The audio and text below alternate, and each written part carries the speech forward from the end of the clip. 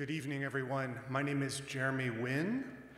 As the director of the Graduate Studies and Theology program here at Whitworth, it's my pleasure to welcome you this evening. It's really good to see so many students and faculty, and there are many more joining us through the live stream on YouTube tonight. So welcome to you as well. Kalani's parents, in particular, are streaming the event back home in Hawaii.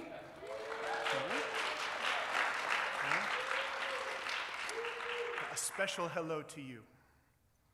Within our graduate program, students have the option of attempting a master's thesis. What distinguishes a thesis from all other coursework is that it provides students with an opportunity not only to research, write, and receive critical feedback on a special topic, but it also demands that students return to that scholarship, that they revise it, that they resubmit it. Thesis work, in other words, is a refining process, and it's a difficult process, a continual exercise in maintaining focus. Now, Christian theology has long recognized the necessity of this kind of work, partly because of the tension between the gospel, which does not change, and our circumstances, which do. The work of theology belongs precisely in this space. And this has been articulated in so many different ways. You might think of Andrew Wall's classic distinction between the indigenizing principle and the pilgrim principle in mission work. Or you might think of Simon Chan, who describes the need to hold both of these in tension. On the one hand, an engagement with the earlier sources of the tradition, or the fountainhead of spiritual life. And on the other hand, the process of updating as the church finds itself in ever new situations. The first he calls ressourcement, and the second aggiornamento. In these ways and more, the student of theology understands that she is never responsible to her context, but she always remains responsible in her context. Tonight, Kalani Padilla is presenting the fruit of her own theological resource and research. Her thesis is entitled Christ Ke Haʻi, Moʻolelo, Race, Christology, and Pacific Islander Storytelling. Distributed among you is the order for the evening. We're going to hear first from Dr. Jake Andrews, who supervised this research.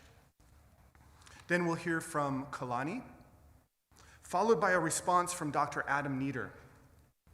Adam is serving as the external reader for the thesis. He'll offer a few comments on what Kalani has produced. Then he and Kalani will have a chance for some back and forth. Finally, we're going to open it up to you all for your comments and your questions, so be ready. And as a reminder to those of you who are joining us by live stream, you also have the option of sending your questions to lpadilla19@my.whitworth.edu. That email address is printed on the announcement itself. Without further ado, I'll turn things over to Dr. Jake Andrews.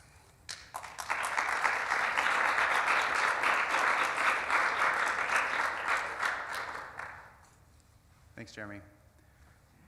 So the delightful task of introducing tonight's presenter falls to me, the supervisor.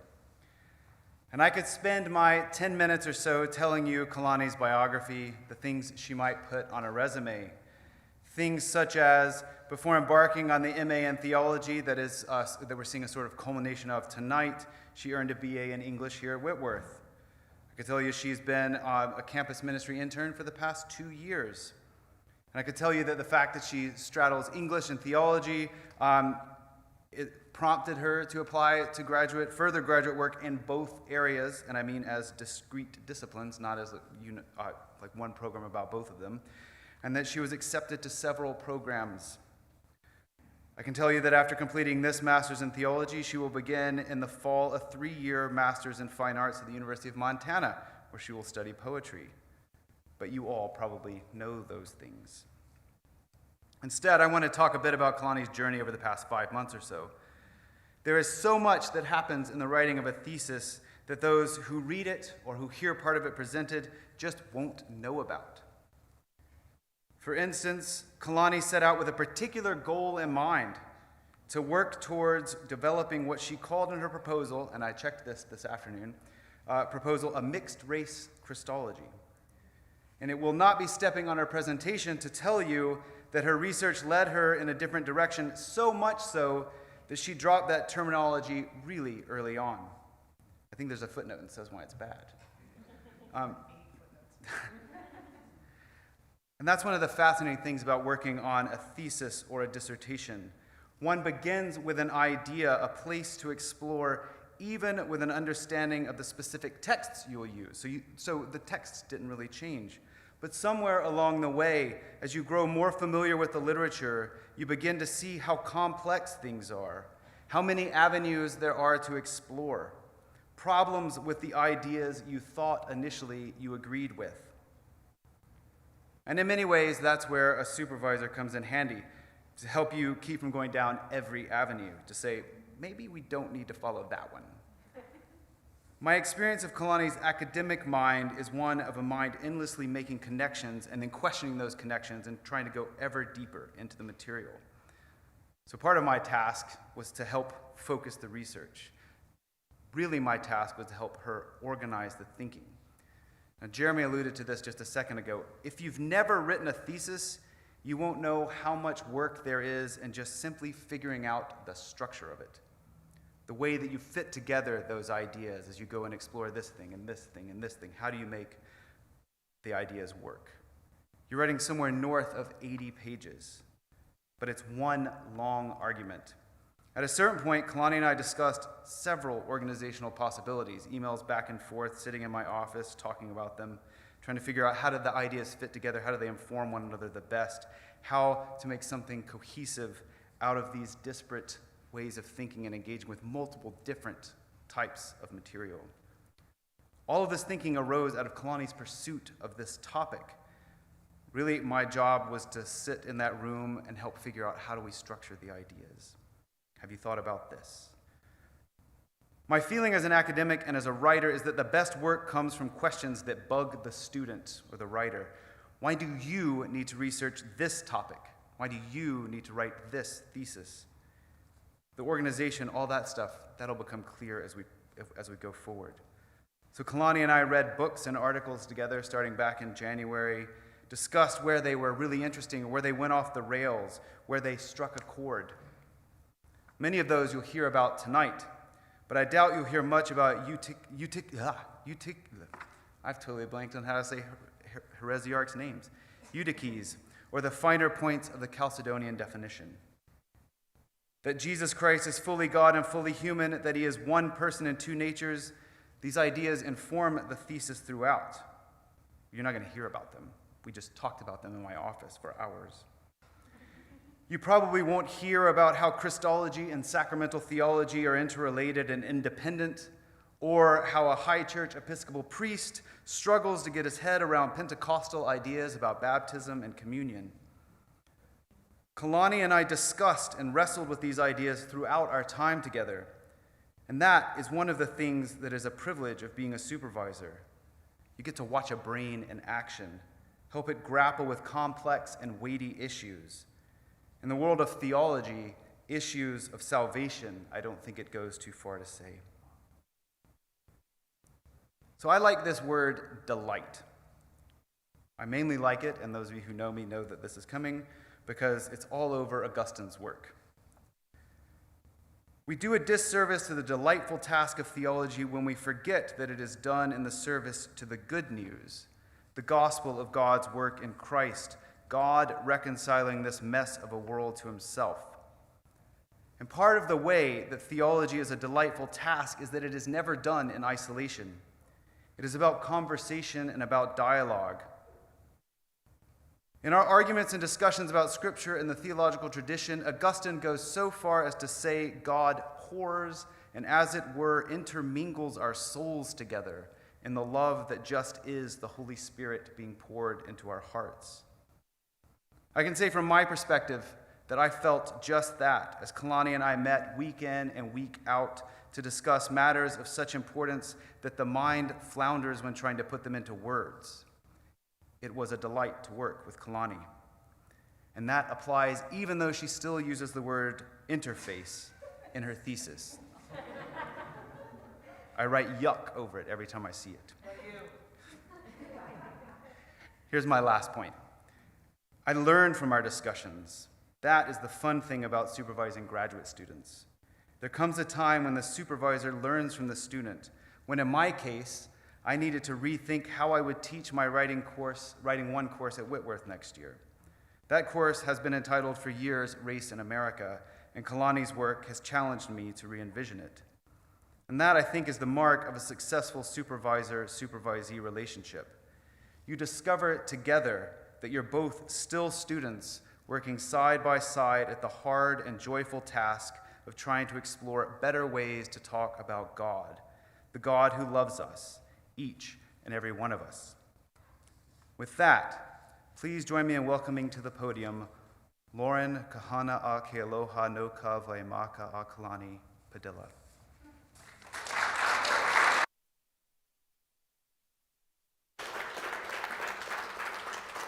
So I'm going to start with your typical Whitworth worship leader teaching moments. Jesse, if we could have that first slide.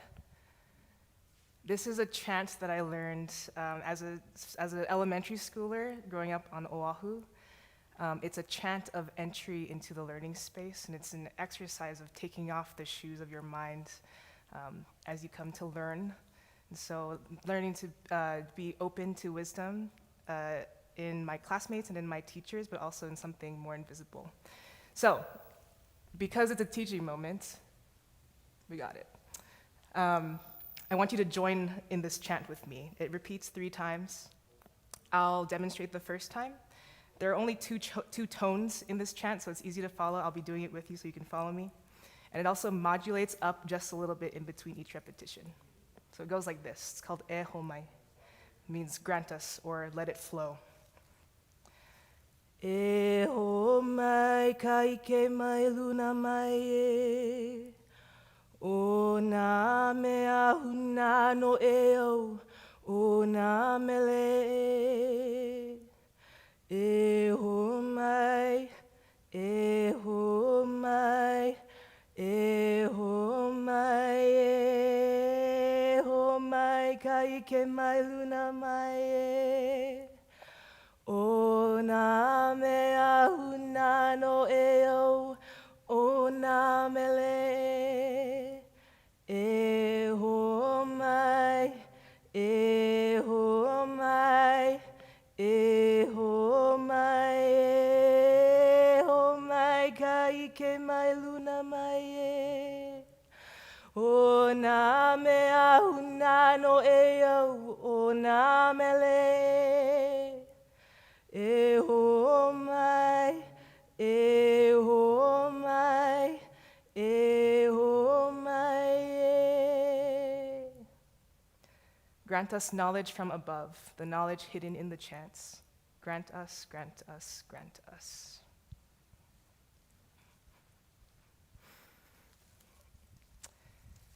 So this thesis has thrived in so many trustworthy hands and generous hearts of my colleagues and my professors, mentors, and friends. I want to extend my special aloha to Elise Herrera Bumpus, to Megan Walker and Catherine Bell Hanley, and my beta readers, Aaron Wolf, Luke Parker, and Morgan Cunningham, and also to the 20 to 2021 campus ministry staff, to the Faculty of English and Theology. This has been the Calabash Ohana who has made homes for me all across Whitworth campus the past 6 years. Mahalo also to Dr. Jeremy Nguyen for preparing the way for me to pursue this project, even though the odds were very adversely stacked, especially in terms of time.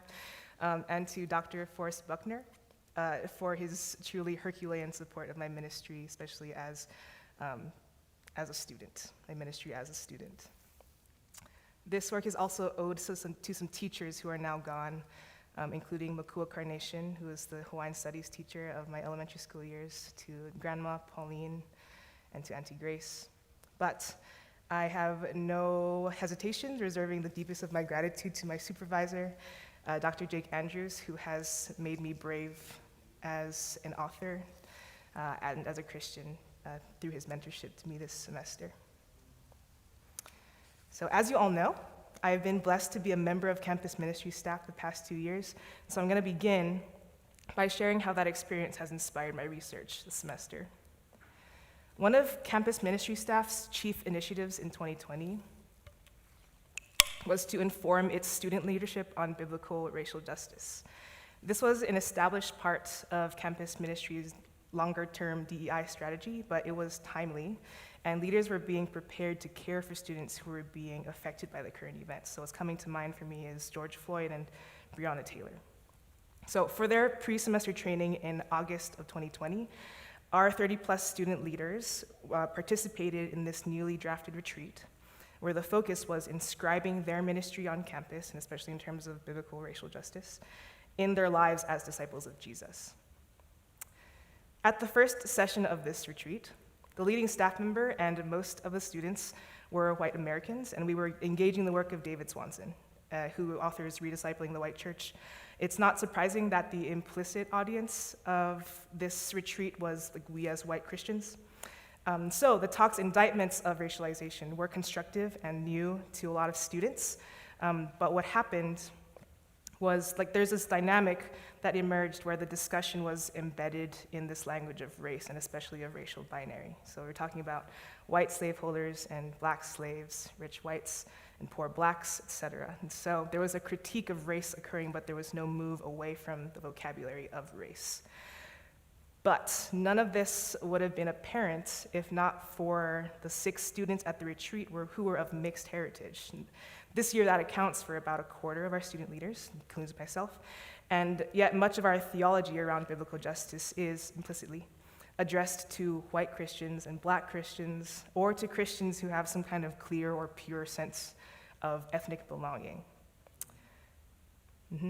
So even though we were talking about discipleship, there was no model of participation being offered specifically to non-white, non-black students of color, and this led to some interesting questions, like in the narrative of anti-black racism, which was the focus of the discussion. Where should the student with Korean ancestry see herself, and how should she conceptualize advocacy? We didn't turn to our neighbors and discuss that question. That would have been awkward.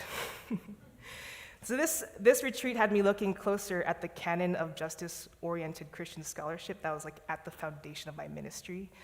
And as I looked closer, another observation I was making was that the Christian pastor scholars that I've been asked to pay attention to conduct their work as critical race scholars. And that means a couple different things, but what I want to draw out right now is that critical race theory focuses on the legal sphere, and so things like court cases, the news, and so these platforms where non-white voices have historically been silenced or misconstrued. And so, if one of the goals of racial justice work in the church is to decenter whiteness and to platform the voices and perspectives of the marginalized, then our Christian scholarship may need to venture outside of critical race methodology. And so, I saw it as my task as a researcher and a theologian was to put down the tools of critical race theory and to just do what I already know how to do best and like to do. So it's look at poems and stuff. So I do a lot of literary analysis up front, but I wanted to note here that where I land ultimately is Christology. And that's because Christianity's unique contribution to racial discourse is its Christocentric interpretation of what it means to be human. Go ask Adam about that, he taught me that last summer. And in the creation narrative, humans are created in the image of God. And in the New Testament, Paul defines Jesus as the image of the invisible God, the one who is first over all creation. So this is my basis for looking to the person of Jesus as the true human being who defines and reveals humanity. So the second segment of my thesis dives into this literature of mixed ethnic identity to see what kinds of questions and challenges literature poses to the formation of Christian ethnicity. So the inciting moment for me was this experience at the as a mixed heritage person at the retreat, and so I turned to the literature of mixed heritage to see what's going on there. For this study, I close read 3 pieces of 3 different genres, representing these 3 distinct experiences of racialization. And first, I looked to mixed heritage poet Natasha Trethewey's collection, Belloq's Ophelia, It's a French name. I'm really sad that Rediet's not here to correct me on the name of Belloc. It's an ekphrastic collection, so it's based on art. In this case, it's based on photography.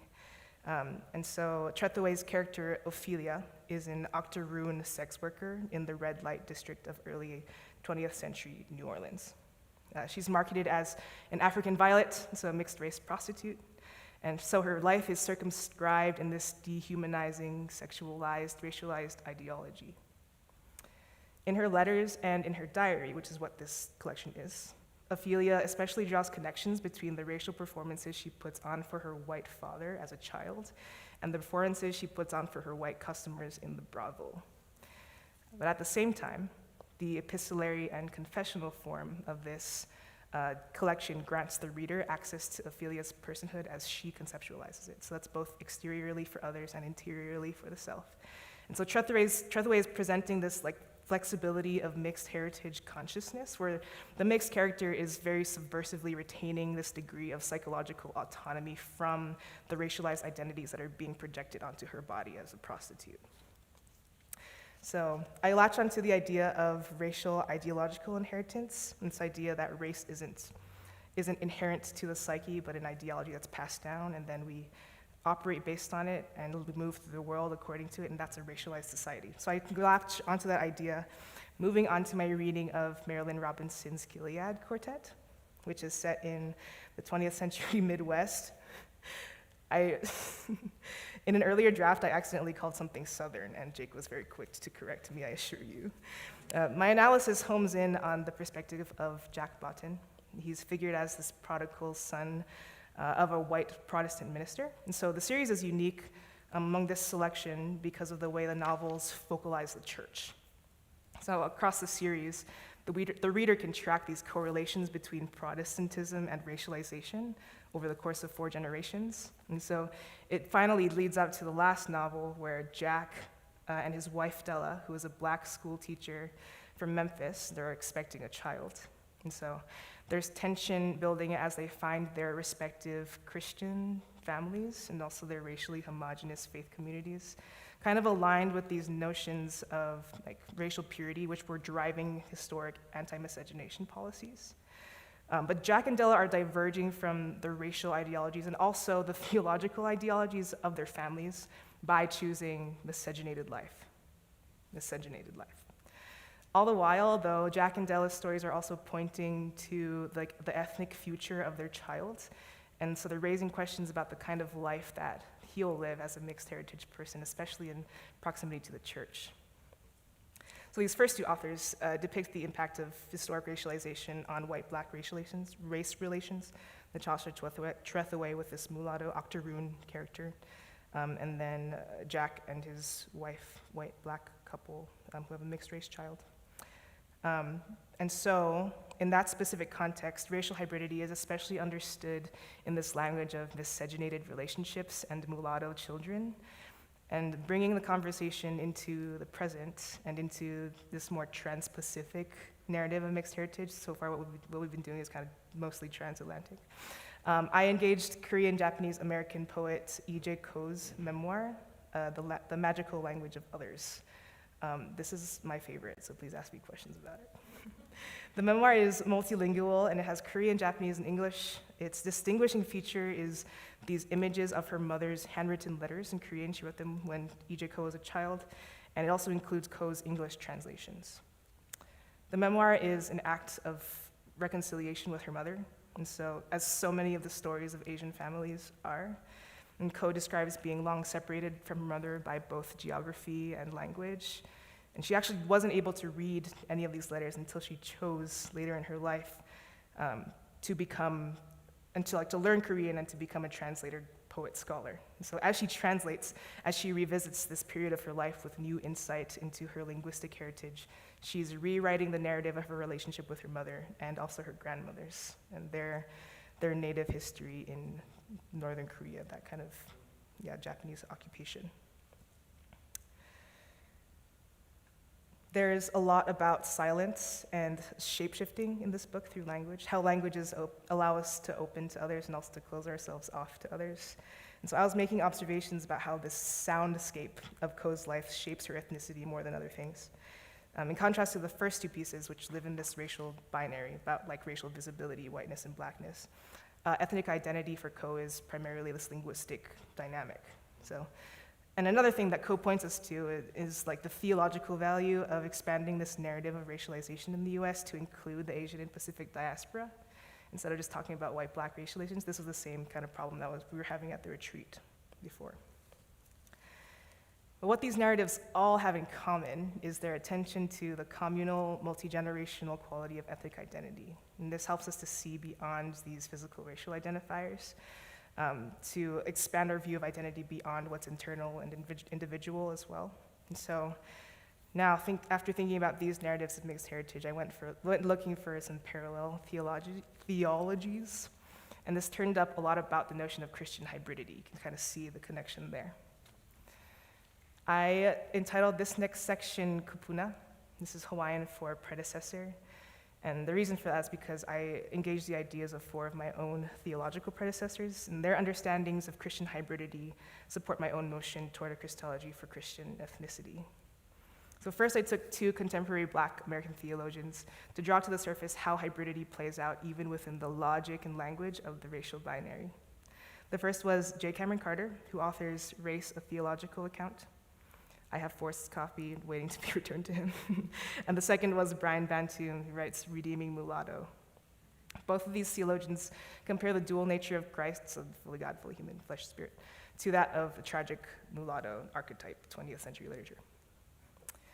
There was a lot to notice in the way that both of these authors use that term mulatto and how the correlatives between flesh and spirit and whiteness and blackness play out in theology.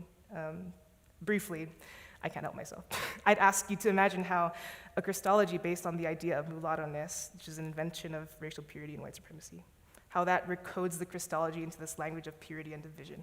So transgression, contamination, promiscuity, miscegenation, these are all terms that show up in Carter and Bantoon's descriptions of God's relationship with the world.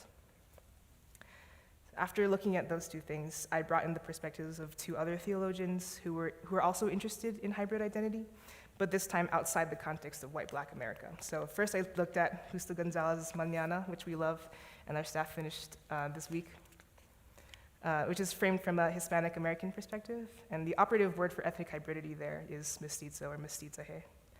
I also brought in Korean American theologian Jung-Wai Lee's book Marginality, The Key to Multicultural Theology.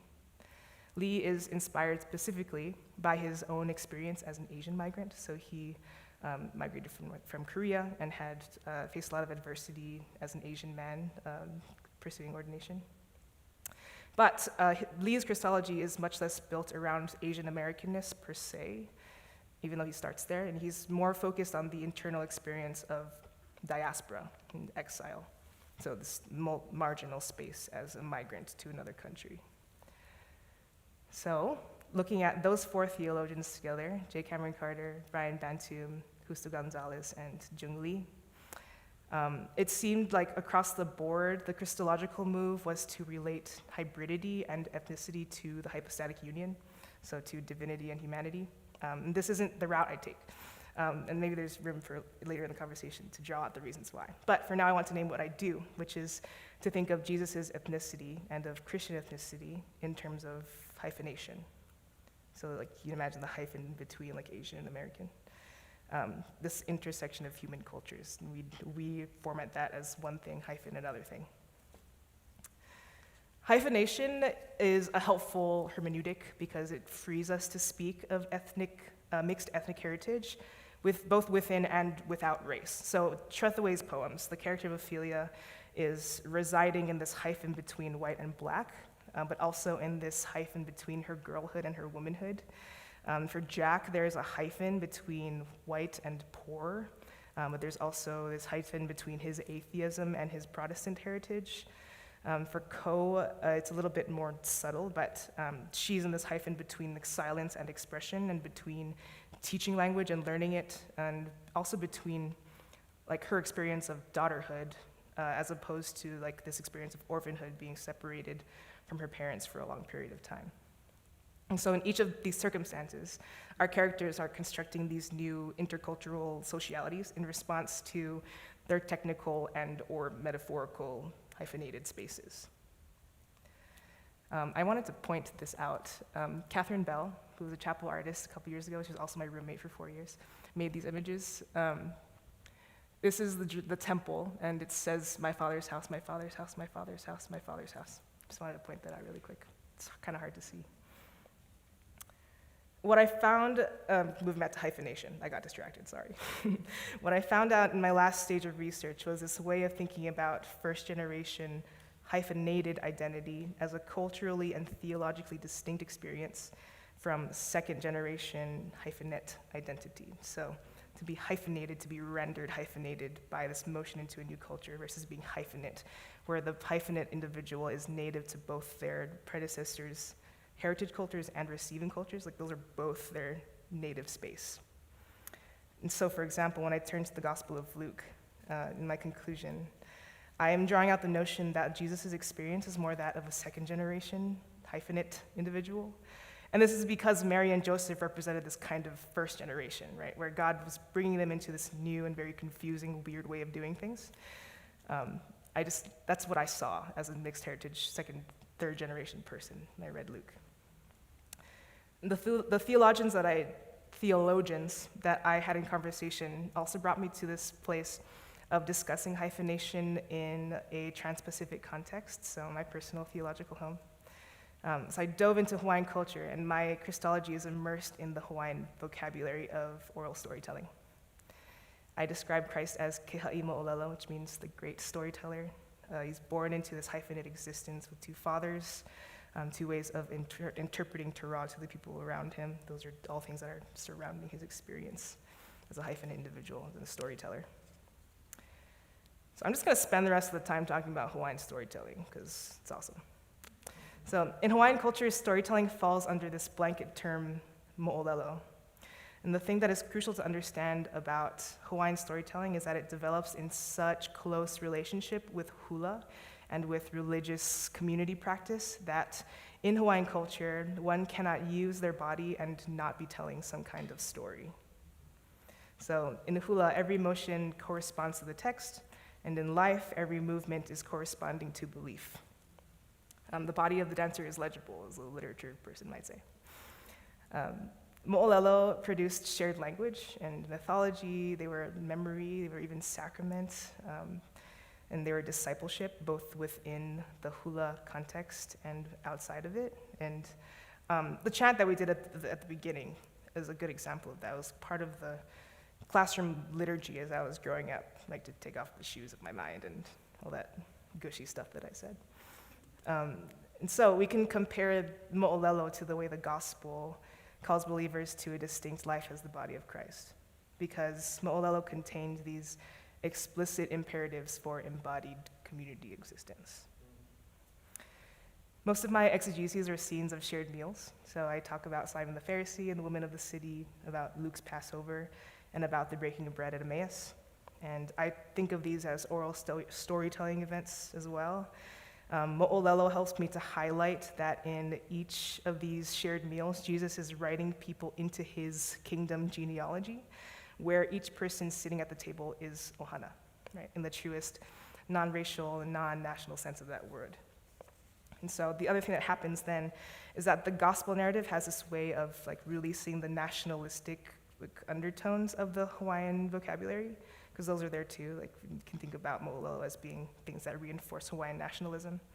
But here, in an exegetical framework, it takes on the greater inclusivity of the gospel. So in closing, we've reached the end. Am I on time? Nope, I'm over time. In closing, I wanted to describe what I think is one of the most beautiful elements of Hawaiian poetics. And so that's this. Hawaiian oli and mele, so those are chants and songs, are formally a lot like hymns. Where's Ben? They're a lot like hymns. They have stanzas that all take the same melody rather than having these verses and a chorus. And on top of that, hula dancing is verbal. So the dancers talk to the song leader. during the vamp or the chords between stanzas, you'll hear the dancers say the first line of the next stanza in anticipation of the song leader's delivery of that stanza. So, for example, the last stanza of most songs is this phrase, "Ha'ina ia mayana kapuana," which translates to, "the story has been told." When the final stanza comes, then you'll hear the dancers shout in unison, "Ha'ina," and this is like a sound that we know when we're growing up. We're like, oh, it's time for like the last thing or whatever. Like it's a huge meme even. Like once I was talking to my dad about my presentation, and he said, "Ha'ina mai kapuana," and it was super corny. So anyway, there's this back and forth between the dancers and the song leader.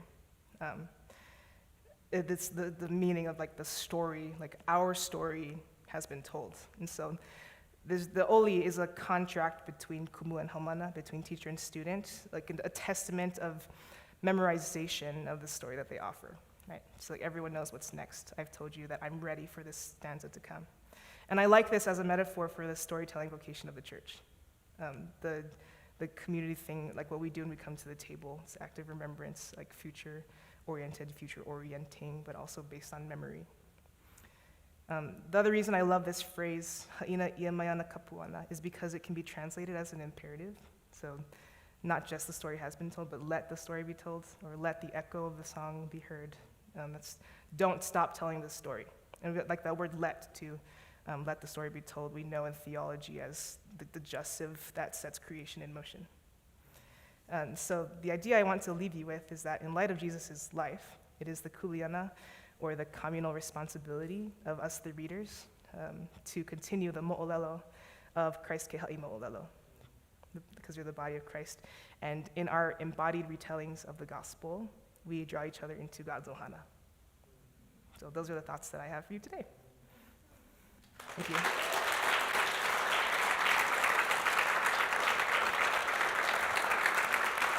Do I leave? Do I leave now? Yeah.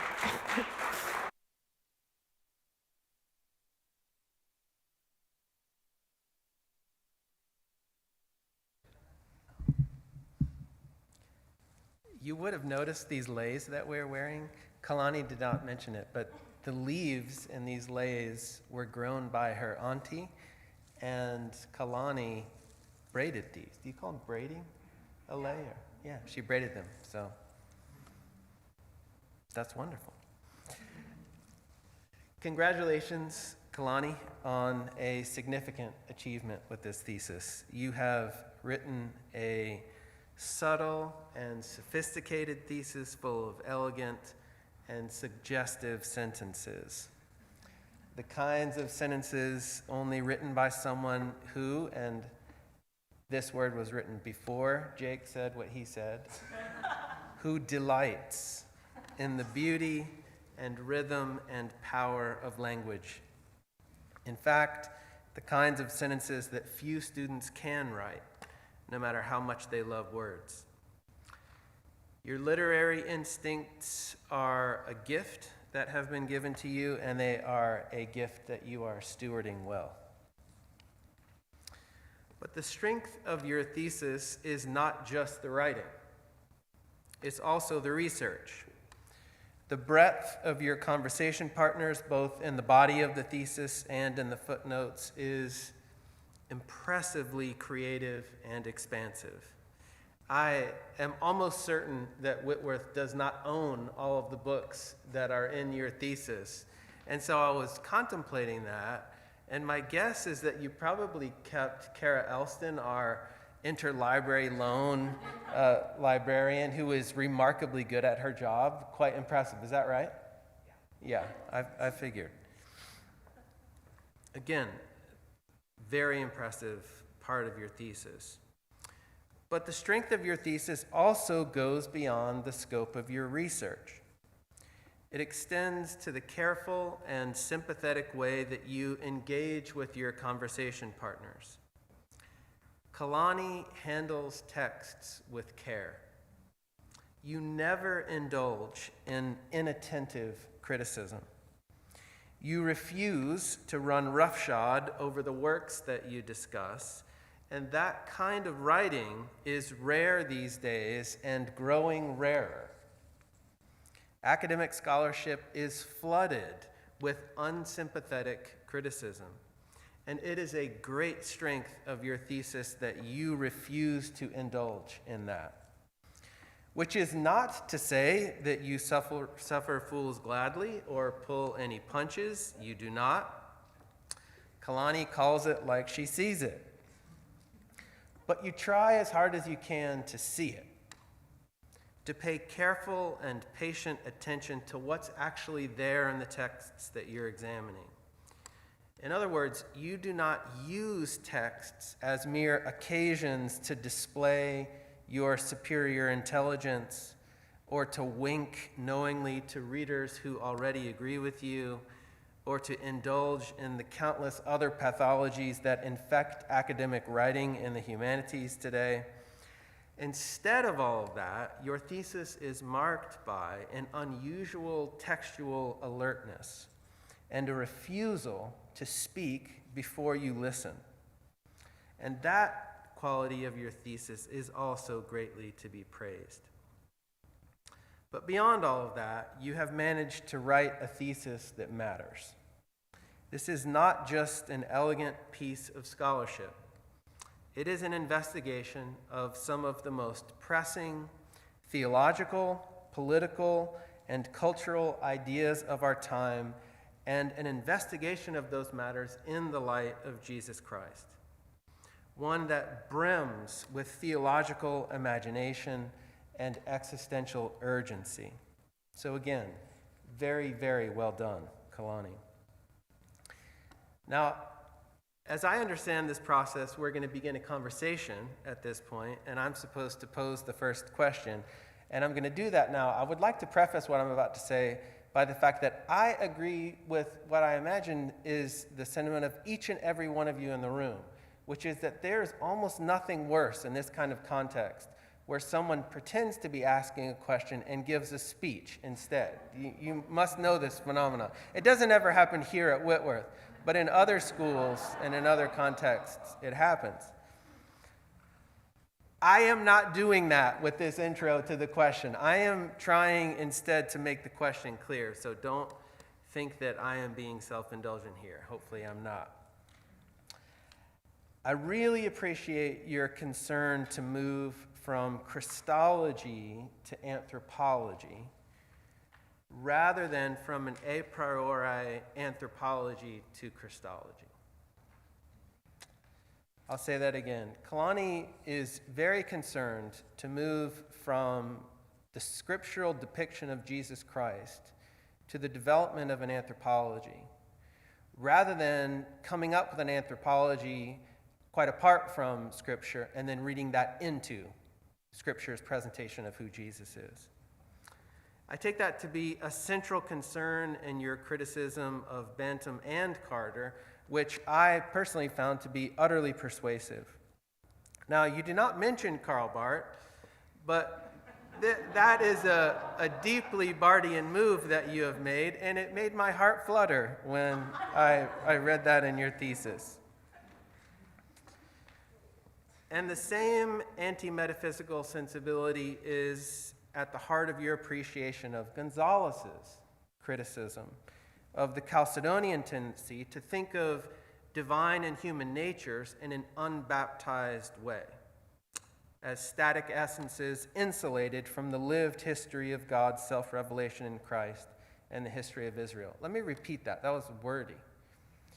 So she makes she lifts up Gonzalez's criticism of the church's most important document ever written about Jesus Christ, the Creed of Chalcedon in 451. And what Gonzalez says is that, yes, this is an important creedal statement. It's essential for the church's understanding of who Jesus is. But if there's a problem with it, the problem is that it tends to treat these terms, deity and humanity, or divine nature and human nature, as static essences apart from the lived history of how deity and humanity are narrated in the Bible. So that's Gonzalez's criticism of Chalcedon. Now, as you show, Gonzalez advocates thinking deity and humanity from a starting point in Scripture, and particularly from the person of Jesus Christ. So that's where I want to focus my question, in that realm of ideas. You show that, for Gonzalez, the key to perceiving what it means to be divine and human is to recognize that Jesus Christ is, quote, entirely for others. That's how Gonzalez asks us to think about both deity and humanity, as being entirely for others.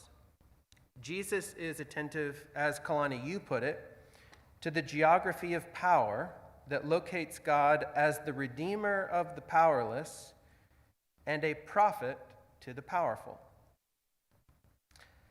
Now, Jesus certainly was for others. There is no question about that. You cannot specify deity or humanity in a Christian way if you fail to make that clear. Indeed, the creed itself does exactly that. For us and for our salvation, he came down from heaven. But however necessary that is, this emphasis on his for-otherness, my question to you is, do you think that it is sufficient as a way of accounting for what deity and humanity are? Or is Gonzalez's way of conceptualizing deity and humanity also reductive?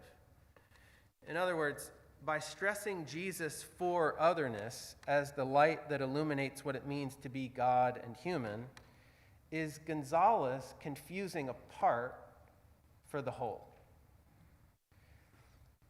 An important part, to be sure, but nevertheless one part within a larger whole. And if so, does that expose him to the same critique that you leveled against Bantam and Carter? Namely, the imposition of a framework through which to interpret Jesus that does not do justice to the full compass of the way that his identity is narrated in the Gospels and indeed in the whole of Scripture. So I'm really interested to hear your thoughts about that in particular, but also just whatever else you want to talk about too. So again, congrats for writing such a remarkable and exemplary thesis, Kalani. Now, I don't know if I'm supposed to stand up here or should I sit down?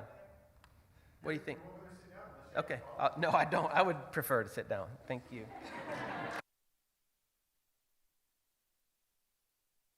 Right, so I knew that you would ask something about Chalcedon, or I should put it this way, Jake knew you would ask something about Chalcedon, so he told me to think about it a little bit. One of the move underneath, like, talking about Chalcedon was to bring out what Gonzalez is saying, but in general, my thesis doesn't offer any answers about what divinity and humanity are, because I'm interested more in what ethnicity looks like in the intersection of human cultures in Jesus' life. So that's one thing that I'd have to say to that. I particularly like the idea that for otherness isn't even-handed. I think we have this notion that God's godness is a static thing to treat everyone equally is what's just. But what Gonzalez does is so interesting. He says, when he shows up to the table of Simon the Pharisee, he's for both Simon and the women of the city, which is a kind of is a kind of thing that only God could see in the hearts of both of them. So I think moving toward an idea of what divinity is, it would be that. It's he's attentive to what is needed in each of them, and so he's for them in that way. But I know that even that is reductive, right? So this is also to say I didn't research Chalcedon at all. It wasn't something that I felt it wasn't a step that I felt I needed to take to get to looking at Jesus's life as a Jewish person, Jewish body, and what the rhetoric of his body was as a man in these intersections of cultures. So if you have a follow-up question about Chalcedon, I think that's my main response to that. Mm-hmm. I don't I have a follow-up question about Chalcedon, but I do have another question. I think I was allowed two questions, yes, right? yeah. Okay, so The next question will be an online question if there are any. Are there any? Okay, that's fine. Yeah, the next one, right? Not this one. not this one. This Okay. one's you. This is all you. So, as I was reading the last sort of the constructive part of your thesis at the end about Hawaiian storytelling, I was hearing all sorts of sort of resonances with the Christian way of thinking about liturgy, and particularly the Eucharist. And I was wishing that I had been in the office with you and Jake as I was imagining that y'all would have been talking about the parallels between Christian liturgy and Hawaiian storytelling. So is that something that y'all talked about? And if so, would you talk about it a little bit with us? Yes, there's so much that I think of as liturgy because of the way that I grew up, and so like the liturgy of an event, say like this one. Part of that was it was hard for me to like imagine that someone wasn't wearing leis when they're going to be on stage, right? So part of the liturgy of an event is to honor all the people who are going to be up there for their work, and like the making of this, the time is like giving time back to the person. So. Yeah, I haven't sat down and thought of all the ways that like my upbringing ties into what we do as a Christian church, but I think it comes up a lot. Maybe I should do this now. No, I shouldn't do it now. I'm gonna save it for the end. But especially in terms, so I brought out shared meals, and I like look at every shared meal as having a kind of liturgy, right? And there's something about it that we just talked about formation for like an hour and a half, so that's why I'm thinking of the word formation. But every shared meal that we show up to as the body of Christ, not just communion, is formational and an opportunity to tell the gospel narrative. And so when we get to Corinthians, right? I write about this. You've read it, but no one else has read it. Like the Corinthian Eucharist, where Paul is writing to the Corinthian church about how bad their Eucharist is. He's talking about how bad their liturgy is and how like they're literally failing to have the Lord's Supper. Like they've been inattentive to all of the pieces of that meal. They're just having a Greco-Roman feast, or they're trying to have the Lord's Supper in a civically defined space, or like adding the Lord's Supper to a normal banquet. So those are some immediate thoughts when we talk about liturgy. Mm-hmm.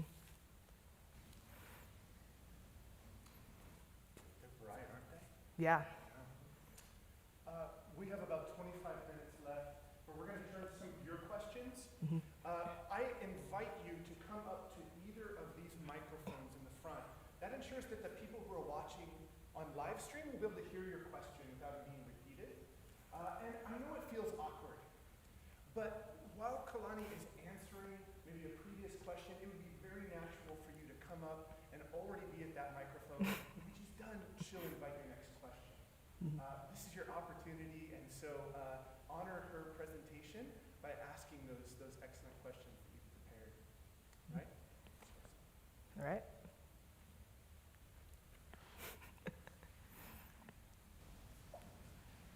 Hi, Forrest. Hello, Kalani. Thank you. What a gift. Okay, it's a two-parter. Okay. So first part, one. well, what was can you tell us a little more about your choice to move away from the hypostatic union in regard to hybridity and instead choose hyphenation? Yeah. So it'd be fun to hear a little bit more of the process of how you chose that to reject Bantam and Carter's way of seeing it. So I'm excited to hear a little more there. And then could you, kind of flowing from that, play a little into that constructive / kind of lived out, what does it mean for us that Jesus was a hyphenate? So I get that he was the second generation, two fathers, two ways of seeing the world. So how does that help us think well about mixed race Christian theology? Mm-hmm. Thank you. Thanks. Those are two great questions. I was honestly really surprised about how many writers choose to talk about hypostasis when we're talking about mixed ethnic identity, because the metaphor doesn't work out really. It's hypostasis is a very individual, internal thing for like the idea of it for starters. But mixed ethnic identities, like not extricable from community influence and moving through the world. So this is what Bantoon does. He like talks about this mulatto mind instead of there being like a mulatto life, where it's evident that Jesus is like navigating multicultural space. So, like, and for as a mixed heritage person, how am I supposed to think about being Filipino and American in terms of divinity and humanity? Is kind of like my question answer to your question. So that was why I didn't like. It wasn't that I wasn't interested in hypostasis. It just didn't match up with what I was trying to get at. Yeah. And also, what does it mean what is the significance or the implication for our lives for Jesus to be hyphenate? And so even the hyphen metaphor breaks down, right? I mean, all the metaphors break down because we're talking about God. When there's a hyphen, that means that we're imagining two things on either end of them, which are also ideas that only exist because we believe in them, like American. That's something that we all culturally reinforce. And also, like even the like which term is first. That's like an idea that we believe in. Like, why am I not American Filipino? I'm Filipino American. Like there's a directionality implied there. So it's not perfect, but seeing the hyphen, like seeing it even, like helps me to imagine that where Jesus is and what humanity is because of Jesus is the originary space, not like the separation of two things, and now I'm on one or the other. So like for there to be hyphenated identities, like, is a disintegration of humanity. So I think that's where I'm at. Like, when I think of my ethnicity, I don't really think about being Filipino. I kind of think about being Christian. So that's one thing that comes to mind. Thanks, Forrest. Mm-hmm.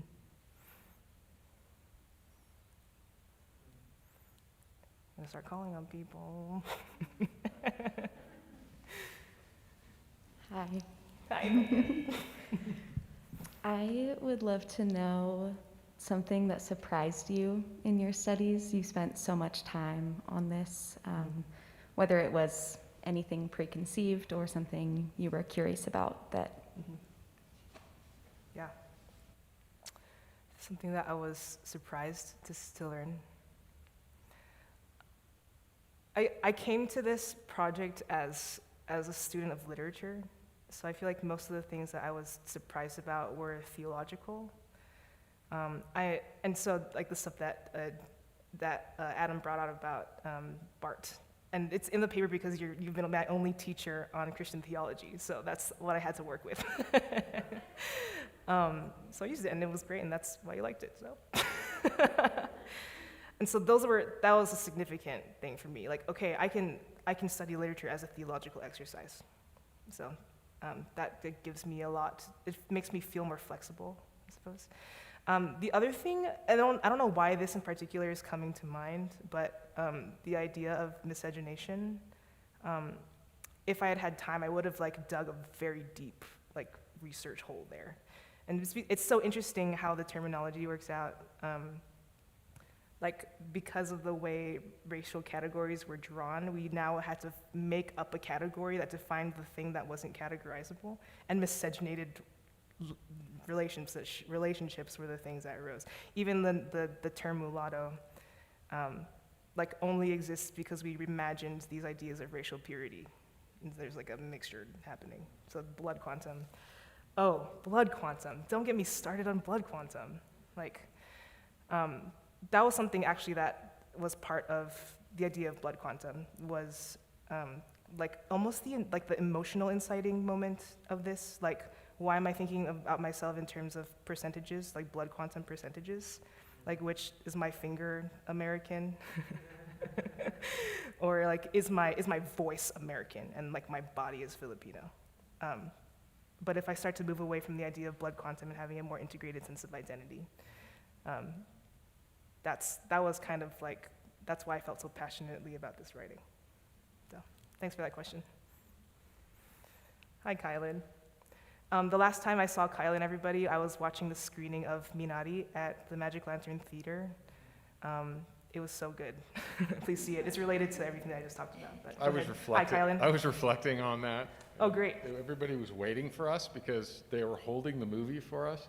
And I came in with my entire family, which was like 7 people, and we were insanely loud, which is not uncommon for me. But my question's about hula. I'm very intrigued by the concept of telling a story through dance. I mean, there's a couple of pieces to it. Does the audience generally know what the language is as well? And is there a gospel version of hula? That's a beautiful question. Sorry, was there another part to it? Well, I interrupted you. I expected you just to go, yes. Okay. And then I was going to say, is there, when I'm talking about hypostatic union or the Trinity, we're trying to describe a paradox, that there's really no language around. And if you were to try to tell the story of gospel through hula, is there something that just doesn't translate? Is there something that doesn't translate when we're trying to transmit the gospel through hula? Okay, I'll work up to that question. A follow-up question to your first question. Are you thinking of like contemporary Hawaiian culture or like modern Hawaiian culture and how hula is used? Well, I would prefer it being ancient. That's what my imagination would Sure. take me to. But when I'm in Hawaii, I'm sure it's just common contemporary tourist stuff. So it's been a long time since Hawaiian was a widely spoken language. It was a privilege that I grew up in an era of modern Hawaiian history where like education K-12 is very indigenized. So we went to Hawaiian studies class every week from homeroom to Hawaiian studies, and we learned how to make leis, we learned how to dance, and for May Day, the tradition is to offer a dance to all of our classmates as a grade level. And like all the street names are in Hawaiian, like the trash cans at McDonald's say mahalo, all those things. So like we grow up like knowing a lot, maybe not as much sentence structure, and certainly very few people are fluent. But I like when I'm being taught a hula, I'm like imagining being in the room now, and like Kumu teacher showing us, talking us through the dance, and she says, okay, this word hana, or not, sorry, that was Japanese. Oh wow, I just did that. The word for flower in Hawaiian is pua, hana is Japanese. But she'll say pua, flower, and she'll also do the motions, so there's a lot of reinforcement of the things that we're doing. So that the way that I've remembered Hawaiian words is kind of through dancing. Yeah, like the word, like mahalo is, we always do this when there's the word mahalo in something, or we always do this when the word love is in something, or we'll do this when the word God is in something, right? So there's a lot that's communicated through those motions, and so the audience has a concept. Even the sound of the chanting changes based on what the message is, if it's a war chant or if it's a love song, right? That all comes up in learning the dances. The really beautiful thing is that hula was also a part of my church upbringing. So I learned how to dance hula in elementary school, but I also was like on the hula ministry at my church, right? So like for every Easter and Christmas, there was some kind of hula to a song that the worship team was doing. So I think it is definitely still widely used in that way, and even the motions are used in that way, you know. I think that there's probably contention around that, right?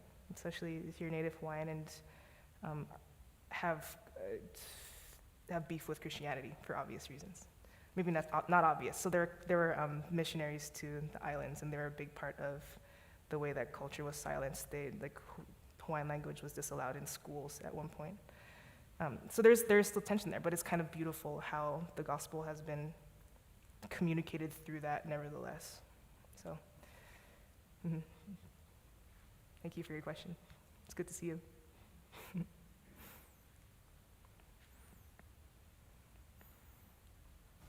Hi, Gib. Hey.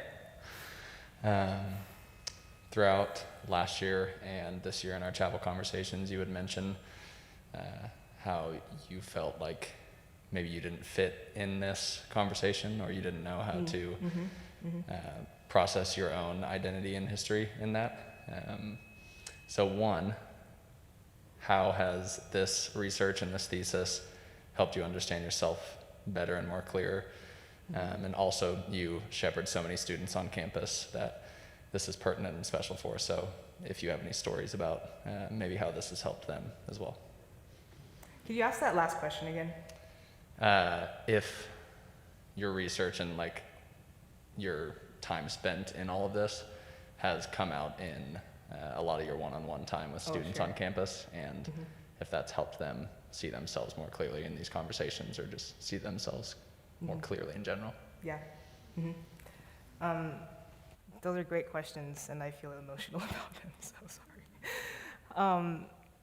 Oh yeah, for the first year on campus ministry staff, I think there was this underlying the topic of racial justice would come up, and we have two staff members of African American heritage on our team, and it would be kind of like an afterthought to be like, oh, and also Kalani, just like obviously not Black, but still a person of color. But there was also the aspect of this where like I was raised as an ethnic majority because I lived in the islands. Like it was so normal for me to like look the way I look. And so when I came to the Pacific Northwest, I didn't function the same way that a lot of people of color do, or at least the ones who have. So my friends of color talk about like the kind of anxiety that they have moving through the world and the kinds of emotional responses they would have to the current events. And I remember the day that I realized that I was the only brown person in the room, and it wasn't until like the end of my sophomore year. Like that's how deeply ingrained it was in me to just like not think of myself in racial terms. So I think that's one gift. But it has also like turned me to like how like that like shattering experience with the language of race like helps me to like see like stories about ethnicity in a different way, like, so that's one thing. I feel like,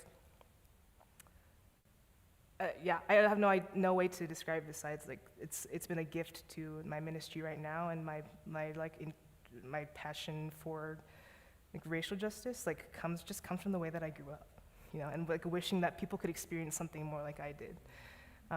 It's just so sad to me, and I also feel a sadness that I like can't empathize in the same way. So those are all things that are behind my ministry now. Because of this research. Your question about how this has shown up in my relationships, I maybe have answered some of that already, but honestly, not a ton in this context. Like outside of our ministry staff, the conversation of race really only comes up with other people of color.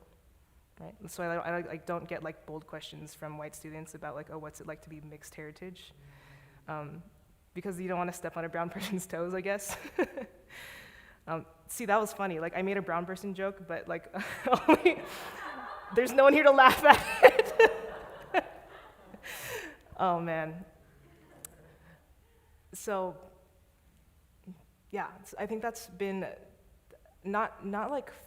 It's only discouraging when I think about it, I suppose. Like I'm still in a stage where I'm processing that for myself, but it has been a very constructive, like my closer friends, right? And like being able to tell them that like I care about this because I love Jesus. And it's been beautiful for them to be like asking me more about like my background and how I got here too. Like that's a conversation that's really only opened up as I've had like this project to gather people around, so. Mm-hmm.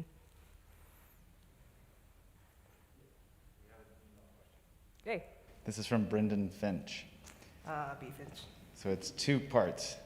Hi, Brendan. What would you say are the main cultural identities Jesus is hyphenated between as human, and what can we learn from how Jesus navigated the hyphen between those identities? Second, from that, how has your research influenced the way you live your own personal hyphens, and what is the best way for someone who does not have those same shared identities, perhaps in a ministry context, to encourage and support them in someone else? Jesus' hyphen. When I looked to Luke, what I was mostly observing was how Jesus is like retelling Torah to the people around him. So I'm trying to think of a good, like, clear example to answer this question with. I'm gonna go back to Simon the Pharisee and the woman of the city. So what happens when the woman of the city comes into Simon the Pharisee's home is Simon like judges her for being like someone who like is consistently breaking Mosaic law, right? But what Jesus does is he turns to him and says, "You have a common origin as a sinner." So what he's doing is he's like overturning all these beliefs that they had about what was the right way to live in the world, and so his hyphen is like, I'm just imagining it as like there was this way that he as a Jewish person was expected to be. His like theological predecessors, like this theological first generation that he's descended from, but also like being descended from God and having this new way of doing this, like kingdom way of doing things. So those are the hyphens, like kind of like the hyphen I see. Yeah. I just like looked for Brendan as if I could see him. So that's the answer to the first question. What about, you asked about my hyphens. I've answered some of that. Like, so I think like right now, it's kind of cool how this thesis has put me in a hyphen, right? Like I was trying to find a way to like talk about like poetry and memoir and to also talk about theology, which is like, I just didn't think it would be as fluid as it was, I guess. So that's very fun. Like I can move forward and like just be the English major I am and not like feel this need to like have 8,000 footnotes about Bart or Chalcedon. Sorry. Yeah, and I remember, Forrest, I remember reflecting with you about how like, why do I feel the need to talk about these things that everyone else talks about theologically when I come from this other context where my starting place is different? Why do I have to like dig to this like foundation of Western theology so that I can get back to where I come from? So that's one hyphen, that's another hyphen. And your question about yourself not feeling like you have the same mixed experience. I think my point is that everyone has mixed heritage, right? So Catherine Bell talks about how she can trace her ancestry back to the Mayflower, which like reminds us that we're all immigrants, we're all migrants in some way, whether that means ideologically or geographically.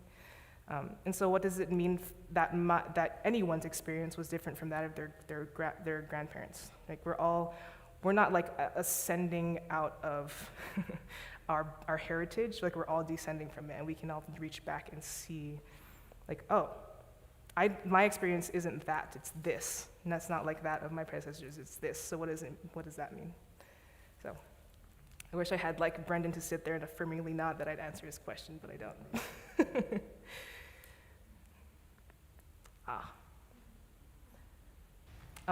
Mary, I have a surprise for you at the end about breath. Mary's dissertation was on the importance of breath in Kolosiki. True, it was. And that was a great segue. So a thesis is a beginning, right? This is the beginning of your journey into this research. So I'm interested to know what feels incomplete.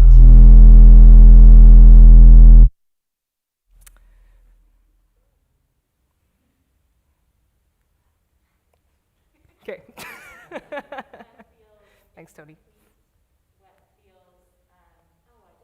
I'm not satisfied with the idea of getting paper in, right? Yeah. So what's the next step? What are the questions that you're excited to still wrestle with? Where are the wheels turning in your brain now, at the beginning now of this? I think my mic is, it's coming back. There it is. Should I just use the podium? Yeah. Okay. That's fine. Thanks, Tony.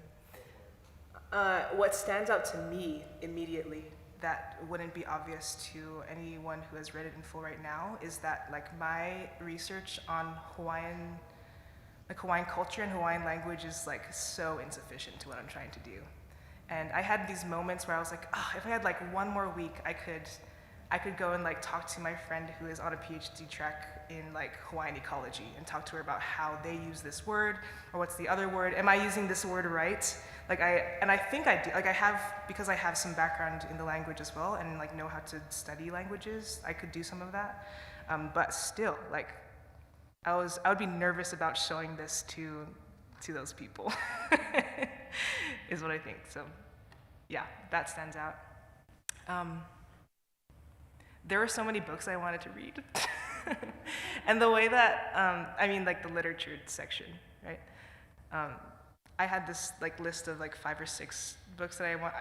It seems like ridiculous now that I thought I'd get to all of them. And the way that it worked out is like the first ones I got in the mail were the ones that I wrote about. So, it worked out, didn't it? I think it did. So I think that there could have been like better collections, maybe more breadth and more like in different centuries maybe that could have spoken to this in a different way.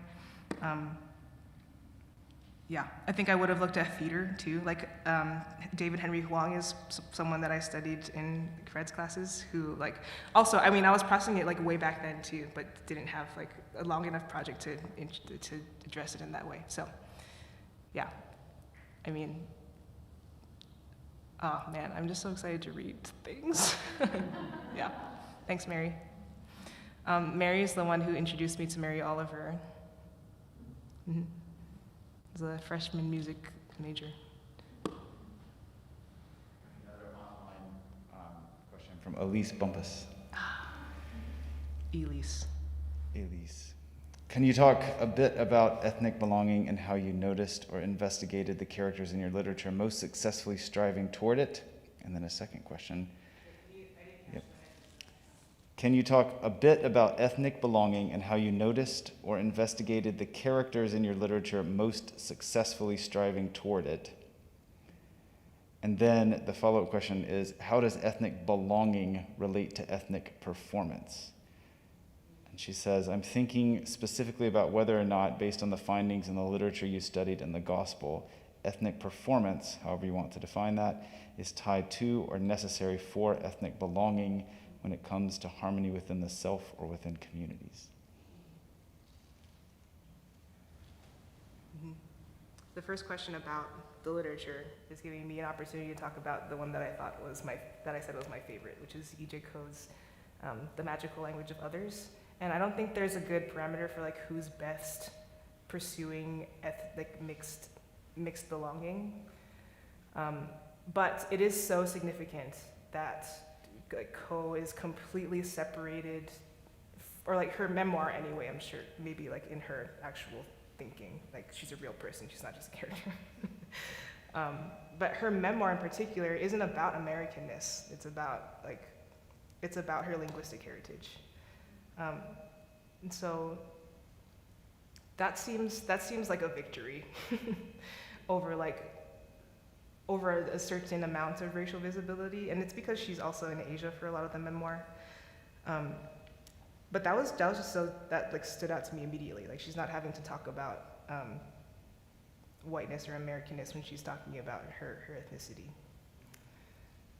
And I feel like that was an answer that I've been looking for a long time. Like how do I see ethnicity as not just being white referentiality? That seems like one good answer.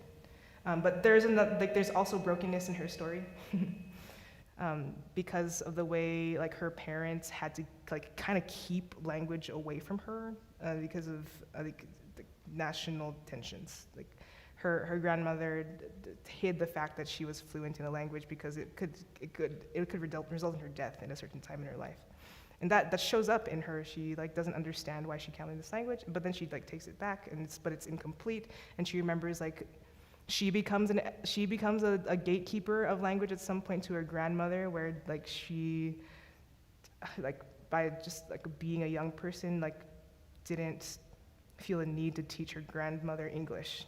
So there was like a brokenness there too. We were refusing to like add to each other's experiences in a constructive way.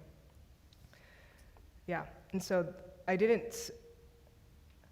I saw like really constructive ideas and also like limits to all of those representations of ethnicity. But Co's resonated particularly with me because of its focus on language and because it's like in this like contemporary like trans-Pacific Asian migrant heritage, which most of the conversations that I've been in on Whitworth's campus have not been about. So, ethnic belonging and performativity. Performance is a tough word for me. Like, we're always code switching, and code switching is always, you can always talk about that as performance. Even extemporaneous, I hate that word. Even like being extemporaneous it requires some performance, right? Because you have to like get through all the mental hurdles of not being scripted, I suppose. Is there a way to ethnically belong without performing? I think that depends a lot on trust in the community, right? So like even that isn't something that you can achieve on your own. Like you have to, hopefully we're all as the body of Christ moving toward treating each other a way where we feel like we don't have to perform for each other. So that's my answer. Thanks, Elise. My friends are having a watch party of this thesis presentation because they're not with Whitworth people anymore. I think we have just a couple minutes for one final question.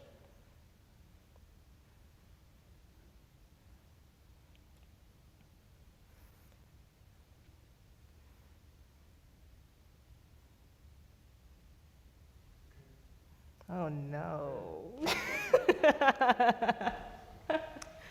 You could talk about this for 20 minutes, so you don't have to. But you're a poet too. How does being a writer of poetry help you to think about these questions in other ways that you haven't yet? Yeah, I cried about this thought this morning. So I'm a third-generation immigrant. My grandparents on both sides are from the Philippines. But the way that things worked out with migration to the islands is that it was better to speak standard English. And so language wasn't passed down. Like Ilocano wasn't passed down to my parents on either side.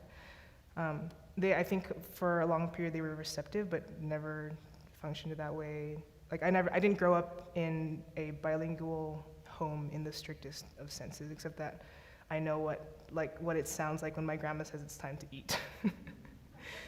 It's mangantayon, in case you were wondering. And so poetry feels like a way that I can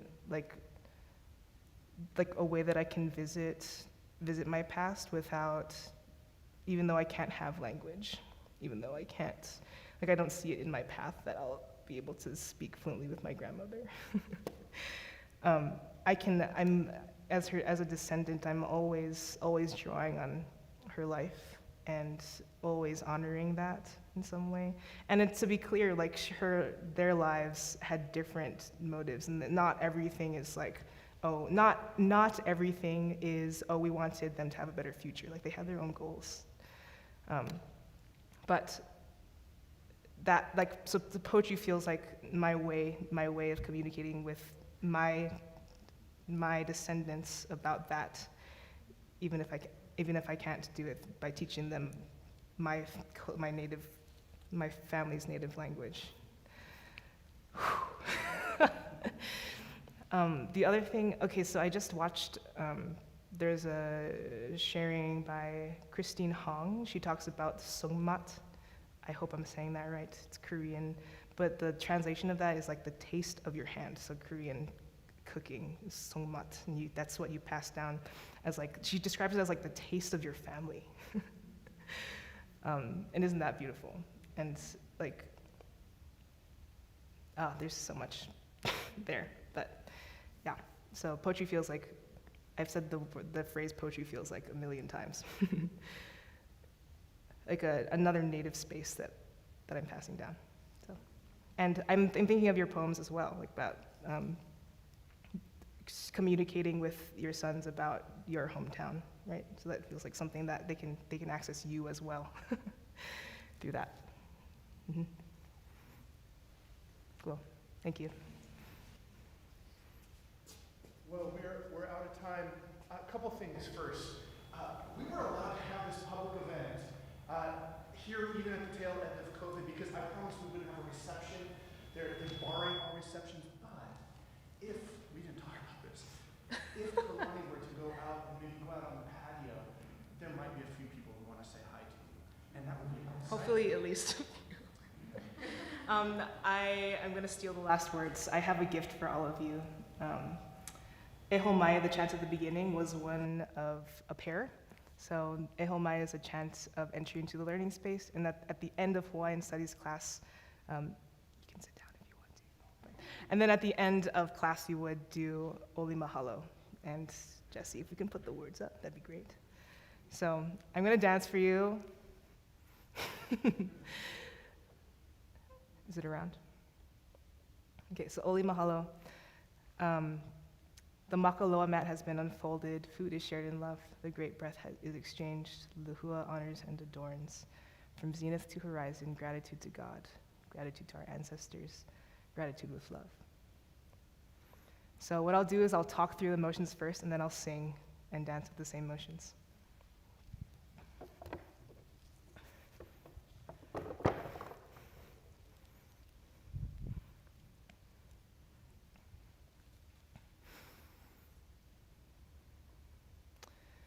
The makaloa mat has been unfolded, and food is shared in love.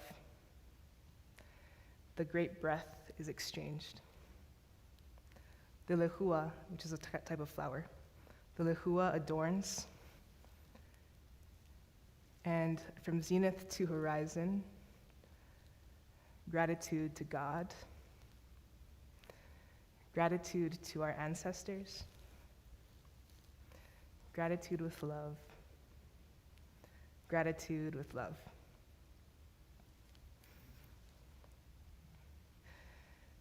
Uhola ia kamakaloala, huai ke alohala, kukai ia kahaloala, pavehi maina lehua,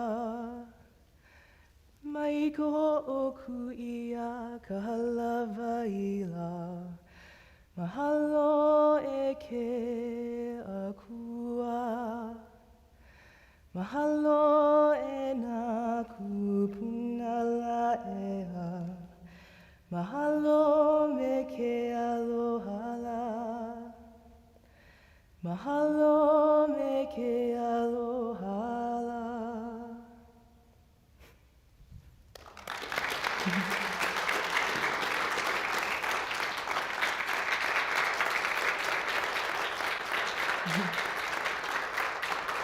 Thank you.